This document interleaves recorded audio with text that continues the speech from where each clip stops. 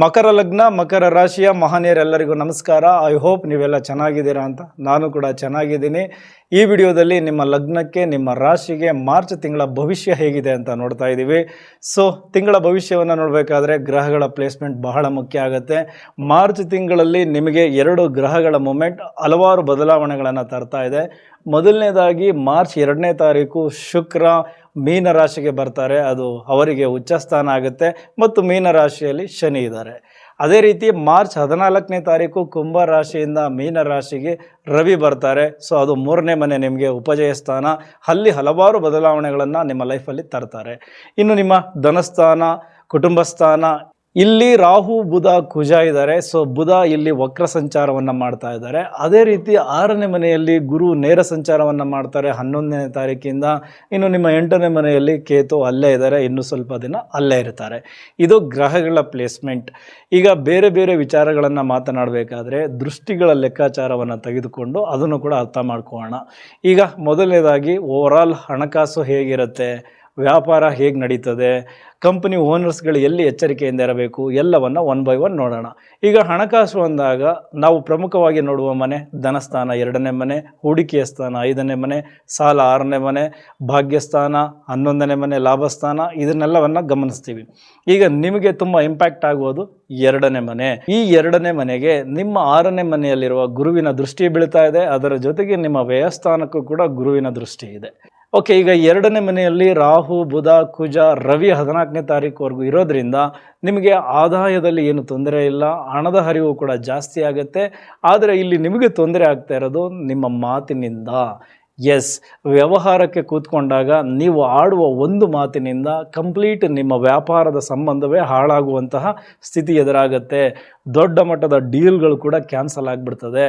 ಒಂದು ಸಣ್ಣ ಎಕ್ಸಾಂಪಲ್, ನೀವು ರಿಯಲ್ ಎಸ್ಟೇಟ್ ವ್ಯವಹಾರ ಮಾಡ್ತಾ ಇದ್ದೀರಾ ಅಂತ ಅಂದ್ಕೊಳ್ಳಿ. ಸೊ ಕಂಪ್ಲೀಟ್ ವ್ಯವಹಾರ ಮುಗಿದಿರುತ್ತೆ, ಇನ್ನೇನೇ ಇದ್ರೂ ಹಣದ ಟ್ರಾನ್ಸಾಕ್ಷನ್ ಮಾಡಬೇಕಷ್ಟೇ. ಬಟ್ ಆಗ ನೀವೇನೋ ಒಂದು ಮಾತಾಡ್ತೀರಾ, ಕಂಪ್ಲೀಟ್ ವ್ಯವಹಾರವೇ ಹಾಳಾಗುತ್ತೆ.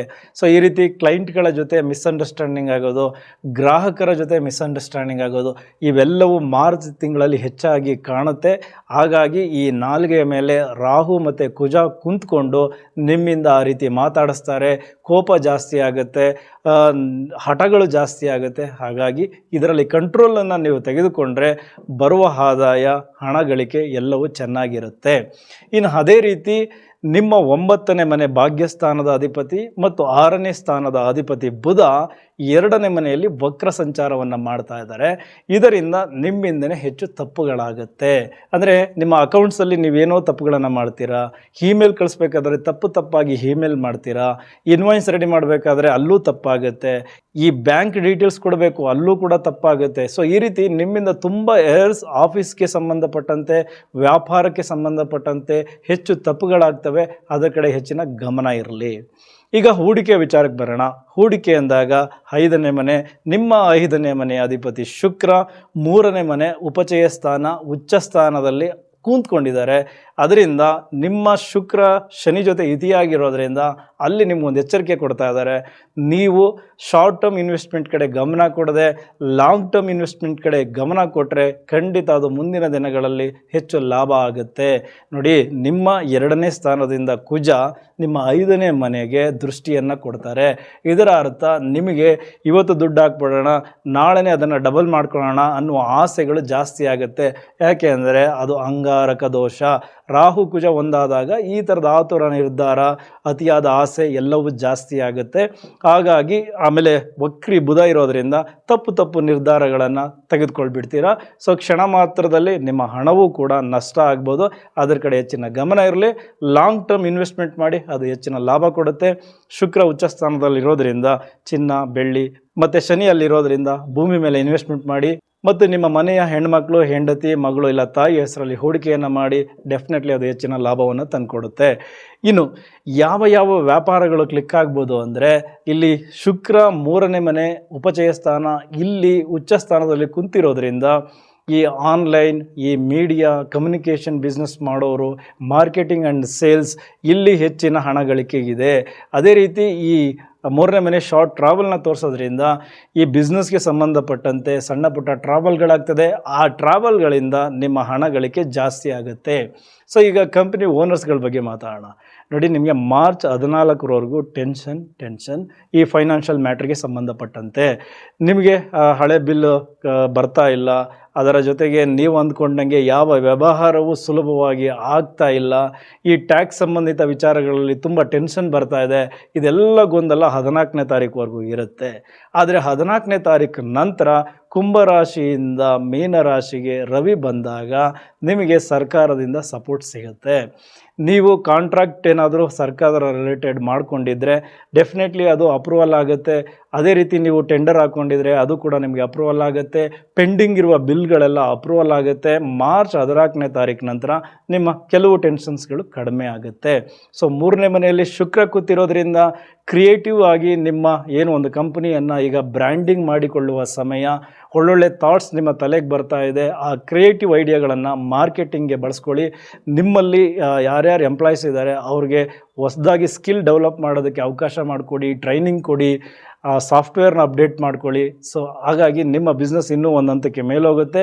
ಇದು ಹಣಕಾಸು ಮತ್ತು ವ್ಯಾಪಾರಕ್ಕೆ ಸಂಬಂಧಪಟ್ಟಂತಹ ವಿಚಾರ. ಈಗ ನಮ್ಮ ಇನ್ನೊಂದು ಆಸ್ತಿ ಆರೋಗ್ಯ. ನೋಡಿ, ಆರೋಗ್ಯ ಅಂದಾಗ ಇಲ್ಲಿ ನಿಮಗೆ ಅಂಗಾರಕ ಯೋಗದ ಎಫೆಕ್ಟ್ ತುಂಬ ಇದೆ. ನಮ್ಮ 2ನೇ ಮನೆ ನಮ್ಮ ಬಾಯಿಯನ್ನು ತೋರಿಸುತ್ತೆ. ಹಾಗಾಗಿ ಮೊದಲೇ ಹೇಳಿದ್ದೀನಿ ಮಾತಿಂದ ತೊಂದರೆ ಅಂತ. ಬಟ್ ಆರೋಗ್ಯ ಅಂತ ಬಂದಾಗ ಈ ಹಲ್ಲು, ದವಡೆ, ಇಲ್ಲಿ ಜಾಸ್ತಿ ಹೆಚ್ಚಿನ ತೊಂದರೆಗಳಿವೆ ಮತ್ತು ಗಂಟಲಿಗೆ ಸಂಬಂಧಪಟ್ಟಂತಹ ತೊಂದರೆಗಳು ಜಾಸ್ತಿ ಇದೆ. ನಿಮಗೆ ಬಾಡಿ ಹೀಟಾಗಿ ಬಾಯಿ ಹುಣ್ಣಾಗುವಂತಹ ಸಮಸ್ಯೆಗಳು ಜಾಸ್ತಿ ಆಗ್ಬೋದು. ಈ ರೂಟ್ ಕೆನಲ್, ಹಲ್ಲಿನ ಸಮಸ್ಯೆಗಳು ಜಾಸ್ತಿ ಆಗ್ಬೋದು. ಅದರ ಕಡೆ ಹೆಚ್ಚಿನ ಗಮನ ಕೊಡಿ. ಹಿರಿಯ ನಾಗರಿಕರಿಗೆ ಈ ಕಣ್ಣಿನ ಸಮಸ್ಯೆಗಳು ಜಾಸ್ತಿ ಆಗುತ್ತೆ. ಸೊ ಅದರ ಕಡೆ ಹೆಚ್ಚಿನ ಗಮನ ಇರಲಿ. ಅದರ ಜೊತೆಗೆ ಮನೇಲಿ ಓಡಾಡಬೇಕಾದ್ರೆ ನೀವು ಸಣ್ಣ ಪುಟ್ಟ ಗಾಯಗಳನ್ನು ಮಾಡ್ಕೋಬೋದು, ಎಡವಿ ಬೀಳ್ಬೋದು. ಅದರ ಕಡೆ ಹೆಚ್ಚಿನ ಗಮನ ಇರಲಿ.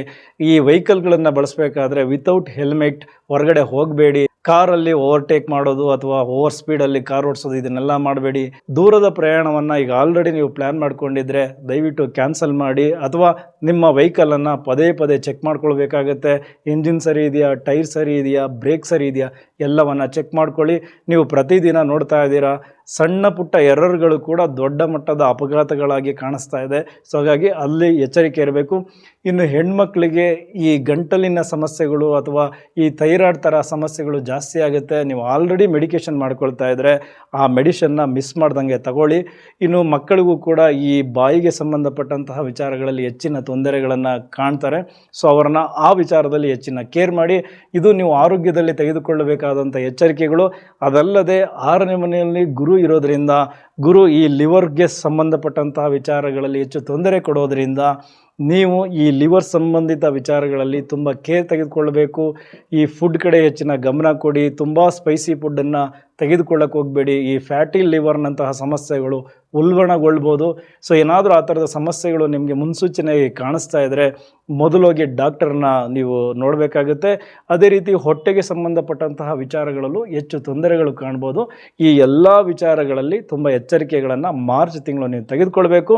ಮನೆಯಲ್ಲಿ ಉಪಯೋಗಿಸುವ ಸಣ್ಣ ಸಣ್ಣ ಆಯುಧಗಳು ಕೂಡ ನಿಮಗೆ ಹೆಚ್ಚಿನ ತೊಂದರೆಗಳನ್ನು ಕೊಡ್ತವೆ. ಬೆಂಕಿಯಿಂದ ದೂರ ಇರಿ, ಈ ವಿದ್ಯುತ್ಗಳಿಂದ ದೂರ ಇರಿ. ಅದರಿಂದ ಅಪಘಾತಗಳಾಗ್ಬೋದು, ಅವಘಡಗಳಾಗ್ಬೋದು. ಸೊ ಇದೆಲ್ಲದರಿಂದ ಎಚ್ಚರಿಕೆ ಇರಬೇಕು ಮಕರ ರಾಶಿಯವರು, ಮಕರ ಲಗ್ನದವರು. ಎಸ್, ಈಗ ಮುಂದಿನ ವಿಚಾರ ಪ್ರೀತಿ, ಪ್ರೇಮ ಮತ್ತು ಗಂಡ ಹೆಂಡತಿ. ಎಸ್, ಪ್ರೀತಿ ಪ್ರೇಮದ ವಿಚಾರ. ಇಲ್ಲಿ ನಿಮಗೆ ಪ್ರೀತಿ ಅಂದಾಗ 5ನೇ ಮನೆ ಅಧಿಪತಿ ಶುಕ್ರ ನಿಮಗೆ 3ನೇ ಮನೆ ಉಚ್ಚ ಸ್ಥಾನದಲ್ಲಿ ಕೂತಿದ್ದಾರೆ. ಆದರೆ 2ನೇ ಮನೆ ಮಾತು. ಯಾಕೆಂದರೆ ನಾವು ಪ್ರೀತಿಯನ್ನು ಮಾತಿನ ಮುಖಾಂತರ ಎಕ್ಸ್ಪ್ರೆಸ್ ಮಾಡ್ತೀವಿ. ಅವರ ನಡುವೆ ಒಂದು ಮಾತುಕತೆ ನಡೀತದೆ. ಇಲ್ಲಿ ನೀವು ಈಗ ಮಾಡ್ತಾ ಇರೋದು ಪ್ರತಿಯೊಂದರಲ್ಲೂ ನಿಮ್ಮ ಪ್ರೀತಿ ಪಾತ್ರರಲ್ಲಿ ತಪ್ಪುಗಳನ್ನು ಹುಡುಕ್ತಾ ಇದ್ದೀರಾ. ಇದೊಂದು ರೀತಿ ನಿಮ್ಮ ಹುಚ್ಚು ಪ್ರೀತಿ ಆ್ಯಕ್ಚುಲಿ. ಸೊ ಅವರು ಹೆಚ್ಚು ಜಪ ನಿಮ್ಮದೇ ಮಾಡಬೇಕು. ಬೇರೆಯವ್ರ ಜೊತೆ ಮಾತಾಡಿದ್ರು ತಪ್ಪು, ಯಾರಿಗಾದ್ರೂ ಮೆಸೇಜ್ ಮಾಡಿದ್ರು ತಪ್ಪು, ಯಾರನ್ನಾದ್ರೂ ನೋಡಿದ್ರು ತಪ್ಪು. ಈ ಥರ ಅವರ ಪ್ರತಿಯೊಂದು ಮೂಮೆಂಟನ್ನು ತಪ್ಪು ಅಂತ ನೀವು ಕೌಂಟ್ ಮಾಡ್ತಾ ಇದ್ದೀರಾ. ಇದರಿಂದ ಅವ್ರಿಗೆ ಇರಿಟೇಟ್ ಜಾಸ್ತಿ ಆಗಿದೆ. ನಿಮ್ಮಿಬ್ಬರ ನಡುವೆ ಮನಸ್ತಾಪಗಳು ಬರ್ತದೆ. ಅವರು ಕೋಪ ಮಾಡ್ಕೊಂಡ್ಮೇಲೆ ನೀವು ಸಾರಿ ಕೇಳ್ತೀರಾ, ನಾ ಮಾಡಿ ತಪ್ಪಾಯಿತು, ಇಲ್ಲ ಆಗಿರಲ್ಲ ಈಗಿರಲ್ಲ ಅಂತೀರಾ. ಬಟ್ ನಿಮಗೆ ಗ್ರಹಗಳು ಪ್ರವೋಕ್ ಮಾಡಿ ನೀವು ಆ ರೀತಿ ಮಾಡೋ ಥರ ಮಾಡ್ತಾರೆ. ಈಗಲೇ ಅದರಿಂದ ಎಚ್ಚರಿಕೆಯಿಂದ ಇರಿ. ಇನ್ನು ಹೊಸದಾಗಿ ಪ್ರಪೋಸ್ ಮಾಡೋರಿಗೆ ಡೆಫಿನೆಟ್ಲಿ ಒಳ್ಳೆ ಹುಡುಗ ಅಥವಾ ಒಳ್ಳೆ ಹುಡುಗಿ ಸಿಗ್ತಾರೆ. ಈ ಆನ್ಲೈನಲ್ಲಿ ಒಬ್ರಿಗೊಬ್ರು ಪರಿಚಯ ಆಗ್ತಾರೆ. ಈ ಥರದ ಪ್ರೀತಿ ಪ್ರಸಂಗಗಳು ಜಾಸ್ತಿ ಆಗ್ತವೆ. ಈಗ ನಿಮ್ಮ ಪ್ರೀತಿಯನ್ನು ಮನೆಯವ್ರ ಮುಂದೆ ಹೇಳ್ಕೊಳಕ್ಕೆ ಹೋಗ್ಬಿಡಿ, ಯಾಕೆಂದರೆ ಕುಟುಂಬ ಸ್ಥಾನದಲ್ಲಿ ಗ್ರಹಗಳ ಯುದ್ಧ ನಡೀತಾ ಇದೆ. ಸೊ ಹಾಗಾಗಿ ಮದುವೆ ಮಾತುಕತೆಗೆ ಈಗ ಸದ್ಯಕ್ಕೆ ಮುಂದಾಗಬೇಡಿ. ಸೊ ಇನ್ನೂ ಸ್ವಲ್ಪ ದಿನ ಕಾಯಿರಿ. ಬಟ್ ಈ ಹುಚ್ಚುತನದ ಪ್ರೀತಿಯನ್ನು ಬಿಟ್ಟು ಪರಸ್ಪರ ರೆಸ್ಪೆಕ್ಟ್ ಕೊಟ್ಟು ಪರಸ್ಪರ ಸ್ವಲ್ಪ ಸ್ವಾತಂತ್ರ್ಯವನ್ನು ನೀವು ಇಬ್ಬರು ಎಂಜಾಯ್ ಮಾಡಿ. ಹಾಗಾಗಿ ಈ ಪ್ರೀತಿಯಲ್ಲಿ ಒಂದು ನಂಬಿಕೆ ಇಂಪಾರ್ಟೆಂಟು. ಆ ನಂಬಿಕೆ ಉಳಿಸ್ಕೊಳ್ಳೋದ್ರ ಕಡೆ ಗಮನ ಕೊಡಿ. ಇನ್ನು ಗಂಡ ಹೆಂಡತಿಯ ವಿಚಾರವನ್ನು ಮಾತಾಡೋಣ. ನೋಡಿ, ಈಗ ಗಂಡ ಇರಲಿ ಹೆಂಡತಿ ಇರಲಿ, ಮಕರ ರಾಶಿ ಮಕರ ಲಗ್ನ, ನಿಮ್ಮ ಒಳಗಡೆ ಬೆಟ್ಟದಷ್ಟು ಪ್ರೀತಿ ಇದೆ, ಆದರೆ ಮಾತಿನಲ್ಲಿ ತುಂಬ ಕಠೋರತೆ ಇದೆ. ಸೊ ನಿಮ್ಮ ಪ್ರೀತಿಯನ್ನು, ನಿಮ್ಮ ಬಾಂಧವ್ಯವನ್ನು, ನಿಮ್ಮ ಸಂಬಂಧವನ್ನು ಹಾಳು ಮಾಡ್ತಾ ಇರೋದೇ ನಿಮ್ಮ ಕಟುವಾದ ಮಾತು. ಆ ಮಾತಿನಲ್ಲಿ ಹಿಡ್ತಾ ಇಟ್ಕೊಂಡ್ರೆ ಡೆಫಿನೆಟ್ಲಿ ನಿಮ್ಮ ಬಾಂಧವ್ಯ ಇನ್ನೂ ಗಟ್ಟಿಯಾಗುತ್ತೆ, ನಿಮ್ಮ ಸಂಬಂಧ ಇನ್ನೂ ಚೆನ್ನಾಗಾಗುತ್ತೆ. ಹಾಗೆ ಸಣ್ಣ ಪುಟ್ಟ ವಿಚಾರಗಳಿಗೆ ಹಳೆಯದನ್ನೆಲ್ಲ ಕೆದಕಿ ನಿಮ್ಮ ನಡುವೆನೇ ಮಾತಿನ ಚಕಮಕಿ ಮಾಡ್ಕೋಬೇಡಿ, ಸಂಘರ್ಷಗಳನ್ನು ಮಾಡ್ಕೋಬೇಡಿ. ಸಣ್ಣ ಜಗಳ ದೊಡ್ಡ ಜಗಳ ಆಗಿ ನಿಮ್ಮ ಸಂಬಂಧವೇ ದೂರ ಆಗಿಬಿಡುತ್ತೇನೋ ಅನ್ನುವ ಮಟ್ಟಿಗೆ ನೀವಿಬ್ಬರು ಒಬ್ರಿಗೊಬ್ರು ಜಗಳ ಆಡ್ತೀರಾ. ಇಲ್ಲಿ ಒಬ್ರಿಗೊಬ್ರಿಗೆ ಸೋಲಬೇಕು, ಒಬ್ರಿಗೊಬ್ಬರಿಗೆ ಪ್ರೀತಿ ಕೊಡಬೇಕು. ನಿಮ್ಮ ಸಂಸಾರವನ್ನು ನೀವೇ ಹೊಂದಾಣಿಕೆಯನ್ನು ಮಾಡಿಕೊಂಡು ಸಾಗಿಸಬೇಕು. ಹಾಗಾಗಿ ಮಕರ ಲಗ್ನ ಮಕರ ರಾಶಿಯ ಗಂಡ ಹೆಂಡತಿ ಸ್ವಲ್ಪ ಪ್ರೀತಿಗೆ ಜಾಸ್ತಿ ಅವಕಾಶಗಳನ್ನು ಕೊಡಿ. ಮಾತು ಕಡಿಮೆ ಮಾಡಿ, ಪ್ರೀತಿನ ಜಾಸ್ತಿ ಮಾಡಿ. ಶಾರ್ಟ್ ಟ್ರಾವೆಲ್ ತೋರಿಸ್ತಾ ಇದೆ, ಒಂದು ರೌಂಡ್ ಹೊರಗಡೆ ಓಡಾಡ್ಕೊಂಡು ಬನ್ನಿ. ಸೊ ಎಂಜಾಯ್ ಮಾಡಿ. ಈ ತಿಂಗಳು ಮಾತಿನಲ್ಲಿ ಆಗುವಂತಹ ಅನಾಹುತಗಳನ್ನು ನೀವು ಈಗಲಿಂದ ಎಚ್ಚರಿಕೆಯಿಂದ ನೋಡಿಕೊಂಡು ಸೊ ಅದನ್ನು ಕಡಿಮೆ ಮಾಡ್ಕೊಳ್ಳಿ. ಸೊ ಈಗ ತುಂಬ ದಿನದಿಂದ ಮದುವೆಗೋಸ್ಕರ ಕಾಯ್ತಾ ಇದ್ದೀರಾ, ಹುಡುಗ ಸಿಗ್ತಾ ಇಲ್ಲ, ಹುಡುಗಿ ಸಿಗ್ತಾ ಇಲ್ಲ ಅಂತ ಹಲವಾರು ಅವಕಾಶಗಳು ಹುಡುಕೊಂಡು ಬರುತ್ತೆ. ಅದರಲ್ಲಿ ಒಳ್ಳೆಯದು ಇರುತ್ತೆ, ಕೆಟ್ಟದ್ದು ಇರುತ್ತೆ. ಬಟ್ ಬುಧ ವಕ್ರಿ ಆಗಿರೋದ್ರಿಂದ ಒಳ್ಳೆಯದನ್ನು ಬಿಟ್ಬಿಡ್ತೀರಾ, ಕೆಟ್ಟದನ್ನು ಆಯ್ಕೆ ಮಾಡ್ಕೊಳ್ತೀರಾ. ಅವರು ನಿಮಗೆ ತಪ್ಪು ಇನ್ಫಾರ್ಮೇಷನ್ ಕೊಡ್ಬೋದು. ಅವರ ಪ್ರೊಫೈಲ್ಗೆ ಸಂಬಂಧಪಟ್ಟಂತೆ ಈ ಹಣ ಗಳಿಕೆಯ ವಿಚಾರ ಅಥವಾ ಅವರ ಎಜುಕೇಷನ್ಗೆ ಸಂಬಂಧಪಟ್ಟಿದ್ದು, ಅವರ ಮನೆತನಕ್ಕೆ ಸಂಬಂಧಪಟ್ಟಿದ್ದು, ಇದರೆಲ್ಲ ಸ್ವಲ್ಪ ಫೇಕ್ ಇರುವಂತಹ ಪ್ರೊಫೈಲ್ಗಳು ಬರ್ಬೋದು. ಅದರ ಜೊತೆಗೆ ಒಳ್ಳೆಯ ಪ್ರೊಫೈಲ್ಗಳು ಕೂಡ ಬರ್ತದೆ. ಬಟ್ ಆಯ್ಕೆ ಮಾಡ್ಕೊಳ್ಬೇಕಾದ್ರೆ ನೀವೇ ತಪ್ಪು ನಿರ್ಧಾರಗಳನ್ನು ಮಾಡ್ಕೊಳ್ತೀರಾ. ಅದರ ಕಡೆ ಹೆಚ್ಚಿನ ಗಮನ ಇರಲಿ. ಇದು ಗಂಡ ಹೆಂಡತಿಯ ವಿಚಾರ. ಈಗ ಕೋರ್ಟ್ ಕೇಸ್ ಮತ್ತು ನಮ್ಮ ವಕೀಲರ ಬಗ್ಗೆ ನೋಡೋಣ. ಎಸ್, ಕೋರ್ಟ್ ಕೇಸ್ ಬಂದಾಗ 6ನೇ ಮನೆ ಬಹಳ ಪ್ರಮುಖ ಆಗುತ್ತೆ. ಇಲ್ಲಿ 6ನೇ ಮನೆ ಅಧಿಪತಿ ಬುಧನೇ ನಿಮಗೆ 2ನೇ ಮನೆಯಲ್ಲಿ ವಕ್ರಿ ಆಗಿದ್ದಾನೆ. ಇದರ ಅರ್ಥ ನಿಮ್ಮಿಂದನೇ ಎಷ್ಟು ಮಿಸ್ಟೇಕ್ ಆಗಿಬಿಡ್ತದೆ. ಅಂದರೆ ನಿಮ್ಮ ಕೇಸ್ಗೆ ಸಂಬಂಧಪಟ್ಟಂತಹ ಬೇಕಾದಂತಹ ದಾಖಲೆಯನ್ನೇ ನೀವು ಕಳ್ಕೊಬಿಡ್ಬೋದು, ಅಥವಾ ನೀವು ರೆಡಿ ಮಾಡಿಕೊಳ್ಳುವ ದಾಖಲೆಗಳಲ್ಲಿ ನೀವೇ ಎರರ್ಸ್ನ ಬರೋ ಥರ ಮಾಡಿರ್ತೀರಾ. ಸೊ ಇದರಿಂದ ನಿಮ್ಮ ಕೇಸಲ್ಲಿ ನಿಮಗೆ ಹಿನ್ನಡೆಗಳಾಗುತ್ತೆ. ಮಾರ್ಚ್ 14ರವರೆಗೂ ಕೋರ್ಟ್ ಕೇಸ್ ನಿಮ್ಮ ಪರವಾಗಿ ಇರಲ್ಲ. ಆದರೆ 14ನೇ ತಾರೀಕು ನಂತರ ರವಿ 3ನೇ ಮನೆಗೆ ಬಂದಾಗ ಸ್ವಲ್ಪ ಸ್ಥಿತಿಗತಿಗಳು ಚೇಂಜ್ ಆಗ್ತದೆ. ಸೊ ನಿಮ್ಮಿಂದನೇ ನಿಮ್ಮ ಕೇಸ್ಗೆ ತುಂಬ ಎಡವಟ್ಟುಗಳಿವೆ. ಸೊ ಅದರ ಕಡೆ ಗಮನ ಕೊಟ್ಟರೆ 14ನೇ ತಾರೀಕು ನಂತರ ನಿಮ್ಮ ಲಾಯರ್ಸ್ ನಿಮಗೆ ನಿಮ್ಮ ಕೇಸ್ ಗೆಲ್ಲುವ ಹಾಗೆ ಮಾಡಿಕೊಡ್ತಾರೆ. ಸೊ ಅವರಿಗೆ ನೀವು ಸ್ವಲ್ಪ ಮುಚ್ಚುಮರೆ ಇಲ್ಲದೆ, ಏನನ್ನೂ ಮುಚ್ಚಿಡದೆ ಸತ್ಯವನ್ನು ಹೇಳಿ, ಓಪನ್ ಆಗಿ ಮಾತಾಡಿ. ಸೊ ನೀವು ನಿಮ್ಮ ಕೇಸಿಂದ ಹೊರಗಡೆಗೆ ಬರ್ಬೋದು. ಹಾಗೆ ಒಂದು ಎಚ್ಚರಿಕೆಯನ್ನು ಕೊಡ್ತಾ ಇದ್ದೀನಿ, ನೀವು ನ್ಯಾಯಾಧೀಶರ ಮುಂದೆ ಆಗಲಿ ಅಥವಾ ನಿಮ್ಮ ಲಾಯರ್ ಮುಂದೆ ಆಗಲಿ, ಇಲ್ಲಿ 2ನೇ ಮನೆ ಅಂದರೆ ನಾಲಿಗೆ ಮೇಲೆ ರಾಹು ಕುಜ ಕುಂತ್ಕೊಂಡು ಸ್ವಲ್ಪ ಧೈರ್ಯ ಕೊಟ್ಟಿರೋದ್ರಿಂದ ನೀವು ಸಿಟ್ಟಿನಿಂದ ಮಾತಾಡ್ತೀರಾ, ಅವರಿಗೆ ಕೋಪ ಬರಿಸೋ ಥರ ನೀವು ಕೋಪದಲ್ಲೇ ಮಾತಾಡ್ತೀರಾ. ಇದು ನಿಮಗೆ ದೊಡ್ಡ ಹಿನ್ನಡೆಯನ್ನು ತರುತ್ತೆ. ಅದರ ಕಡೆ ಹೆಚ್ಚಿನ ಗಮನ ಇರಲಿ. ಅದೇ ರೀತಿ ನಮ್ಮ ಲಾಯರ್ಸ್ ಖಂಡಿತ ನಿಮಗೆ ಹಣ ಗಳಿಕೆಯಲ್ಲಿ ಯಾವುದೇ ತೊಂದರೆ ಇಲ್ಲ, ಒಳ್ಳೊಳ್ಳೆ ಕ್ಲೈಂಟ್ಸ್ ಅಂತ ಸಿಗ್ತಾರೆ. ಬಟ್ ಸಿಕ್ಕಿರುವ ಕ್ಲೈಂಟ್ಸ್ ನಿಮಗೆ ಗೊಂದಲವನ್ನು ಸೃಷ್ಟಿ ಮಾಡ್ತಾರೆ. ಈ ಕ್ರಾಸ್ ಎಕ್ಸಾಮಿನೇಷನಲ್ಲಿ ನಿಮಗೆ ಮುಜುಗರ ಆಗಬೇಕು ಆ ರೀತಿ ಮಾಡಿಬಿಡ್ತಾರೆ. ಸೊ ಆ ಕ್ಲೈಂಟ್ಸನ್ನು ನೀವು ಎಷ್ಟೇ ನಂಬಿದ್ರು ಅವ್ರು ಏನೋ ಒಂದು ಎಡವಟ್ಟು ಮಾಡ್ತಾರೆ. ಯಾಕೆಂದರೆ ವಕ್ರಿ ಬುಧ. ಸೊ ಅಲ್ಲಿ ತುಂಬ ತಪ್ಪುಗಳಾಗೋ ರೀತಿ ಅವರೇ ನಡ್ಕೊಂಡು ಬಿಡ್ತಾರೆ. ಅದರಿಂದ ಮುಜುಗರ ಎದುರಾಗುತ್ತೆ. ಸೊ ಅದೇ ರೀತಿ ನಿಮ್ಮ ಜೂನಿಯರ್ಸ್ ಲಾಯರ್ ಮಾಡುವ ತಪ್ಪಿನಿಂದ ನೀವು ಕೋರ್ಟ್ ಹಾಲಲ್ಲಿ ಮುಜುಗರಕ್ಕೆ ಒಳಗಾಗಬೇಕಾಗುತ್ತೆ. ಅದರ ಕಡೆ ಹೆಚ್ಚಿನ ಗಮನ ಇರಲಿ. ಸೊ ಡಾಕ್ಯುಮೆಂಟ್ಸ್ನೆಲ್ಲ ಸರಿಯಾಗಿ 1 ಅಲ್ಲ 2 ಅಲ್ಲ 3 ಬಾರಿ ಚೆಕ್ ಮಾಡಿ ಕೋರ್ಟ್ಗೆ ಪ್ರೊಡ್ಯೂಸ್ ಮಾಡಿ. ಇಲ್ಲ ಅಂದರೆ ನಿಮ್ಮ ಒಂದು ವ್ಯಕ್ತಿತ್ವಕ್ಕೆ ಅಥವಾ ನಿಮ್ಮ ಒಂದು ಪ್ರೊಫೈಲ್ಗೆ ಒಂದು ಬ್ಯಾಡ್ ನೇಮ್ ಬರ್ಬೋದು ಈ ಒಂದು ಸಣ್ಣ ಪುಟ್ಟ ತಪ್ಪುಗಳಿಂದ. ಈಗ ಉದ್ಯೋಗ ಕ್ಷೇತ್ರ, ಉದ್ಯೋಗ ಅಂದಾಗ ಅಲ್ಲಿ ನಮ್ಮ ಸರ್ಕಾರಿ ಅಧಿಕಾರಿಗಳಿದ್ದಾರೆ ಮತ್ತು ನಮ್ಮ ಪ್ರೈವೇಟ್ ಎಂಪ್ಲಾಯೀಸ್ ಇದ್ದಾರೆ. ಮೊದಲನೇದಾಗಿ ಸರ್ಕಾರಿ ಅಧಿಕಾರಿಗಳು. ಸೊ ಮಾರ್ಚ್ 14ರವರೆಗೂ ನಿಮ್ಮ ಮೇಲೆ ಆರೋಪಗಳ ಸುರಿಮಳೆ, ಯಾವುದು ಚೆನ್ನಾಗಿ ನಡೆಯೋದಿಲ್ಲ. ಈ ಮೇಲಧಿಕಾರಿಗಳ ಮೇಲೆ ಈಗೋ ಕ್ಲಾಶಸ್ ಬರುತ್ತೆ. ರಾಜಕಾರಣಿಗಳ ಜೊತೆ ಮಾತಿಗೆ ಮಾತು ಬೆಳೆದು ನಿಮ್ಮ ಮೇಲೆ ನಿಮಗೆ ಜಿಗುಪ್ಸೆ ಆಗಬೇಕು ಆ ರೀತಿಯ ಸಂದರ್ಭಗಳು ಕ್ರಿಯೇಟ್ ಆಗುತ್ತೆ. ಸ್ವಾಭಿಮಾನಕ್ಕೆ ಧಕ್ಕೆ ತರುವಂತಹ ವಿಚಾರಗಳು ಎದುರಾಗುತ್ತೆ. ನೀವು ಈ ಹಿಂದೆ ಸಹಿ ಹಾಕಿದ್ದ ಫೈಲ್ ಈಗ ನಿಮಗೆ ಒಂದು ದೊಡ್ಡ ಮಟ್ಟದ ವಿವಾದವನ್ನು ಸೃಷ್ಟಿ ಮಾಡಬಹುದು. ಆ ಥರದ ಸಂದರ್ಭಗಳು ಎದುರಾಗುತ್ತೆ. ಈ ಎಲ್ಲ ಘಟನೆಗಳಿಂದ ನೀವು ಸಸ್ಪೆಂಡ್ ಆಗುವಂತಹ ಸಿಚುವೇಶನ್ಗಳು ಸೃಷ್ಟಿಯಾಗಬಹುದು. ನೀವು ಹೇಗಾದರೂ 14ನೇ ತಾರೀಕುವರೆಗೂ ಈ ಸಮಯವನ್ನು ಒಂದು ರೀತಿ ಎಚ್ಚರಿಕೆಯಿಂದ ದೂಡಿಬಿಟ್ರೆ 14ನೇ ತಾರೀಕು ನಂತರ ರವಿ 3ನೇ ಮನೆಗೆ ಬಂದಾಗ ನಿಮಗೆ ಹೆಚ್ಚು ಲಾಭಗಳಿವೆ. ನಿಮಗೆ ಒಳ್ಳೆಯ ಸ್ಥಳಕ್ಕೆ ವರ್ಗಾವಣೆ ಆಗುತ್ತೆ. ನೀವು ಅಂದುಕೊಂಡಂತಹ ಪೋಸ್ಟ್ಗೆ ಬಡ್ತಿ ಸಿಗುತ್ತೆ. ನಿಮ್ಮ ಮಾತಿಗೆ ಮನ್ನಣೆ ಸಿಗುತ್ತೆ. ಗೌರವ ಪ್ರಾಪ್ತಿಯಾಗುತ್ತೆ. ಕೇವಲ 15 ದಿನಗಳ ಅಂತರದಲ್ಲಿ ಎಲ್ಲವೂ ಬದಲಾಗುತ್ತೆ. ಬಟ್ ಇಲ್ಲಿ ಮೊದಲ 14 ದಿನ ತುಂಬ ಎಚ್ಚರಿಕೆಯಿಂದ ಇರಿ. ಮಾತಿಗೆ ಮಾತು ಬೆಳೆಸೋದು ಬೇಡ. ಈಗೋ ಕ್ಲಾಸಸ್ ಬರುತ್ತೆ. ಸ್ವಾಭಿಮಾನಕ್ಕೆ ಸ್ವಲ್ಪ ಧಕ್ಕೆ ಆಗಬಹುದು. ಎಲ್ಲವನ್ನ ಸಹಿಸ್ಕೊಳ್ಳಿ. ಬಟ್ 14ನೇ ತಾರೀಕು ನಂತರ ಎಲ್ಲ ನಿಮ್ಮ ಪರವಾಗಿರುತ್ತೆ. ಸೊ ಆಗ ನಿಮಗೆ ಸ್ವಲ್ಪ ಖುಷಿಯ ವಿಚಾರಗಳು ಎದುರಾಗುತ್ತೆ. ಇದಿಷ್ಟು ಸರ್ಕಾರಿ ಅಧಿಕಾರಿಗಳಿಗಾದರೆ. ಇನ್ನು ಖಾಸಗಿ ಎಂಪ್ಲಾಯೀಸ್ಗೆ ನಿಮ್ಮ ಐಡಿಯಾಲಜಿ ತುಂಬ ಚೆನ್ನಾಗಿದೆ. ಕೆಲಸದಲ್ಲಿ ನೀವು ನಿಮ್ಮ ಸ್ಕಿಲ್ ಸೆಟ್ನ ತುಂಬ ಚೆನ್ನಾಗಿ ಇಂಪ್ರೂವ್ ಮಾಡ್ಕೊಂಡಿದ್ದೀರಾ. ಇದರಿಂದ ಔಟ್ಪುಟ್ ಚೆನ್ನಾಗಿದೆ. ಹಾಗಾಗಿ ಆಫೀಸಲ್ಲಿ ನಿಮಗೆ ಗೌರವ ಜಾಸ್ತಿ ಆಗ್ತಾ ಇದೆ, ಸಂಬಳವೂ ಜಾಸ್ತಿ ಆಗ್ತಾ ಇದೆ. ನಿಮ್ಮ ಮೇಲೆ ನಿಮ್ಮ ಬಾಸ್ ಹೆಚ್ಚಿನ ಕಾಳಜಿಯನ್ನು ತೋರಿಸ್ತಾ ಇದ್ದಾರೆ. ಆದರೆ ಇಲ್ಲಿ ನೀವು ಒಂದು ಎಚ್ಚರಿಕೆಯನ್ನು ತೆಗೆದುಕೊಳ್ಬೇಕು. ಮೀಟಿಂಗಲ್ಲಿ ಮಾತನಾಡಬೇಕಾದ್ರೆ ನಿಮ್ಮಿಂದನೇ ತಪ್ಪಾಗುತ್ತೆ. ಸೊ ಮಾತಲ್ಲಿ ಕಂಟ್ರೋಲ್ ಇರಿ. ಬಾಸ್ ಜೊತೆ ಏನಾದರೂ ಈಗೋ ಕ್ಲಾಶಸ್ ಬರಬಹುದು. ಸೊ ಅಲ್ಲೂ ಕೂಡ ಎಚ್ಚರಿಕೆಯಿಂದ ಇರಿ. ಸೊ ಅವರು ನಿಮಗೆ ಜಾಸ್ತಿ ಗೌರವ ಕೊಡ್ತಾ ಇದ್ದಾರೆ, ನೀವೇ ಜಾಸ್ತಿ ಮಾತಾಡಿ ಆ ಗೌರವವನ್ನು ಕಡಿಮೆ ಮಾಡ್ಕೊಬಿಡ್ತೀರಾ. ಸೊ ಹಾಗಾಗಿ ಅದರ ಕಡೆ ಹೆಚ್ಚಿನ ಗಮನ ಇರಲಿ. ಇನ್ನು ಹೊಸದಾಗಿ ಕೆಲಸ ಹುಡುಕೋರಿಗೆ ಒಳ್ಳೆ ಜಾಬ್ ಸಿಗುತ್ತೆ, ಒಳ್ಳೆ ಸ್ಯಾಲ್ರಿನೂ ಆಗುತ್ತೆ. ಇದಿಷ್ಟು ಖಾಸಗಿ ಎಂಪ್ಲಾಯೀಸ್ಗೆ ಇರುವಂತಹ ಗುಡ್ ನ್ಯೂಸ್. ಈಗ ನಮ್ಮ ಶಿಕ್ಷಣ ಕ್ಷೇತ್ರ, ಇಲ್ಲಿ ನಮ್ಮ ಟೀಚರ್ಸ್ ಇದ್ದಾರೆ ಮತ್ತು ನಮ್ಮ ಸ್ಟೂಡೆಂಟ್ಸ್ ಇದ್ದಾರೆ. ಈಗ ನಮ್ಮ ಟೀಚರ್ಸ್ಗೆ ಅಡ್ಮಿನ್ನಿಂದನೂ ಕೂಡ ತುಂಬ ರೆಸ್ಪೆಕ್ಟ್ ಇದೆ, ಮಕ್ಕಳಿಂದನೂ ಕೂಡ ತುಂಬ ರೆಸ್ಪೆಕ್ಟ್ ಇದೆ. ಯಾಕೆಂದರೆ ನೀವು ಪಾಠ ಮಾಡುವ ರೀತಿ, ನಿಮ್ಮ ಸ್ಕಿಲ್ ಎಲ್ಲವೂ ಅದ್ಭುತವಾಗಿದೆ. ನಿಮ್ಮ ಸ್ಟೂಡೆಂಟ್ಸ್ ನಿಮ್ಮನ್ನು ತುಂಬ ಇಷ್ಟಪಡ್ತಾ ಇದ್ದಾರೆ.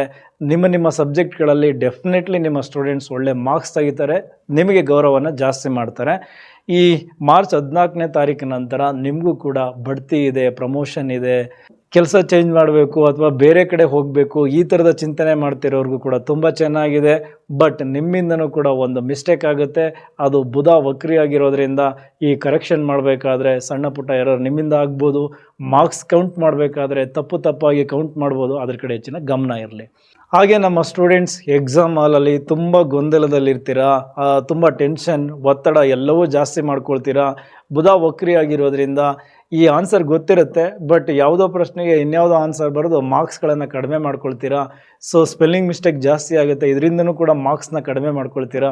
ಹಾಗಾಗಿ ಸ್ವಲ್ಪ ನಿಧಾನ ಆದರೂ ಪರವಾಗಿಲ್ಲ, ಪ್ರಶ್ನೆಯನ್ನು ಸರಿಯಾಗಿ ಗಮನಿಸಿ ಉತ್ತರವನ್ನು ತುಂಬ ನಿಧಾನವಾಗಿ ಬರೀರಿ. ಸ್ಪೆಲ್ಲಿಂಗ್ ಮಿಸ್ಟೇಕ್ ಕಡೆ ಹೆಚ್ಚಿನ ಗಮನ ಕೊಡಿ. ಸೊ ಒಂದೊಂದು ಮಾರ್ಕ್ಸ್ ಕಡಿಮೆ ಆದರೂ ಅದು ನಿಮ್ಮ ಮುಂದಿನ ಭವಿಷ್ಯಕ್ಕೆ ಬಹಳ ಎಫೆಕ್ಟ್ ಆಗುತ್ತೆ. ಹಾಗಾಗಿ ಅದರ ಕಡೆ ಹೆಚ್ಚಿನ ಗಮನ ಇರಲಿ. ಉಳಿದಂತೆ ಹೈಯರ್ ಸ್ಟಡೀಸ್ ಮಾಡೋರಿಗೆ ತುಂಬ ಚೆನ್ನಾಗಿದೆ, ಬಟ್ ಏಕಾಗ್ರತೆ ಕೊರತೆ ಸ್ವಲ್ಪ ಕಾಡುತ್ತೆ. ಸೊ ಅದ್ರ ಕಡೆ ಹೆಚ್ಚಿನ ಗಮನ ಕೊಡಿ. ಇನ್ನು ಉಳಿದಂತೆ ಈಗ ನಮ್ಮ ಕೃಷಿ ಕ್ಷೇತ್ರ, ಕೃಷಿಯಲ್ಲಿ ಖುಷಿಯ ವಿಚಾರ ತುಂಬ ಚೆನ್ನಾಗಿದೆ. ಸ್ಪೆಷಲಿ ಶುಕ್ರನ ಕಾರಕತ್ವದ ಬೆಳೆಗಳಿಗೆ ಹೆಚ್ಚಿನ ಬೆಲೆ ಸಿಗುತ್ತೆ. ಈ ಹಣ್ಣು, ತರಕಾರಿ, ತೆಂಗು, ಅಡಿಕೆ, ರೇಷ್ಮೆ ಈ ಥರದ ಬೆಳೆಗಳಿಗೆ ಹೆಚ್ಚಿನ ಬೆಲೆ ಸಿಗುತ್ತೆ. ಬಟ್ ನಿಮಗೂ ಕೂಡ ಮೋಸ ಆಗುತ್ತೆ. ಸೊ ಮೋಸ ಎಲ್ಲೆಲ್ಲಾಗುತ್ತೆ ನಿಮಗೆ ಗೊತ್ತಿದೆಯಲ್ಲ, ಅಲ್ಲೆಲ್ಲ ಸ್ವಲ್ಪ ಎಚ್ಚರಿಕೆಯಿಂದ ಇರಿ. ಅದೇ ರೀತಿ ಖರ್ಚು ಅಂತ ಬಂದಾಗ ನಿಮಗೆ ಯಂತ್ರೋಪಕರಣಗಳು ಕೈ ಕೊಡ್ತವೆ, ಅದಕ್ಕೆ ಸಂಬಂಧಪಟ್ಟಂತಹ ಖರ್ಚುಗಳು ಜಾಸ್ತಿ ಆಗುತ್ತೆ. ಅದರ ಕಡೆ ಗಮನ ಇರಲಿ. ಇನ್ನು ಅತಿ ದೊಡ್ಡ ಸಮಸ್ಯೆ ಅಂದರೆ ನಿಮ್ಮ ಮತ್ತು ಪಕ್ಕದ ಜಮೀನಿನ ಕಿತ್ತಾಟ. ಯಾಕೆಂದರೆ 2ನೇ ಮನೆಯಲ್ಲಿ ರಾಹು, ಬುಧ, ಕುಜ ಎಲ್ಲ ಇದ್ದಾರೆ, ಅಂಗಾರಕ ಯೋಗ. ಈ ಕಿತ್ತಾಟ ನಿಮ್ಮನ್ನು ಕೋರ್ಟ್ವರೆಗೂ ತಗೊಂಡೋಗ್ಬಿಡ್ತದೆ. ಸೊ ನೋಡಿ, ಈ ಟೈಮಲ್ಲಿ ಬೇಕಾ ಜಗಳ, ಇಲ್ಲ ನೀವೇ ಕುಂತ್ಕೊಂಡು ಬಗೆಹರಿಸ್ಬೇಕಾ, ಇಲ್ಲ ನೀವೇ ಸೋಲ್ಬೇಕಾ, ಇದೆಲ್ಲವನ್ನು ಲೆಕ್ಕಾಚಾರ ಮಾಡಿ ನಿಮ್ಮ ಸಮಸ್ಯೆಯನ್ನು ನೀವೇ ಬಗೆಹರಿಸ್ಕೊಳ್ಳಿ. ಯಾರು ಊರಿನ ಹಿರಿಯರ ಮುಖಾಂತರ ನಿಮ್ಮ ಸಮಸ್ಯೆಯನ್ನು ಬಗೆಹರಿಸ್ಕೊಳ್ಳೋದಕ್ಕೆ ಟ್ರೈ ಮಾಡಿ. ಯಾಕೆಂದರೆ ವ್ಯಯ ಆಗಬೇಕು ಅಂತಿದೆ, ತಗೊಂಡೋಗಿ ನೀವು ಅಲ್ಲೆಲ್ಲೋ ಇನ್ಯಾರಿಗೋ ವ್ಯಯ ಮಾಡೋದ್ರ ಬದಲು ನೀವು ಗಳಿಸಿರೋದನ್ನು ಉಳಿಸ್ಕೊಳ್ಳಿ. ಸೊ ಹಾಗಾಗಿ ಇಲ್ಲಿ ಎಚ್ಚರಿಕೆಯನ್ನು ತೆಗೆದುಕೊಳ್ಳಬೇಕು ನಮ್ಮ ಕೃಷಿಕರು. ಇದಿಷ್ಟು ಮಕರ ರಾಶಿ, ಮಕರ ಲಗ್ನದವರಿಗೆ ಮಾರ್ಚ್ ತಿಂಗಳು ಸಿಗ್ತಾ ಇರತಕ್ಕಂಥ ಫಲಗಳು. ಸೊ ಮುಂದಿನ ವಿಡಿಯೋದಲ್ಲಿ ಮತ್ತೆ ಸಿಗೋಣ. ಇಲ್ಲಿವರೆಗೂ ಈ ವಿಡಿಯೋ ನೋಡಿದ್ದಕ್ಕೆ ಧನ್ಯವಾದಗಳು. Thank you very much.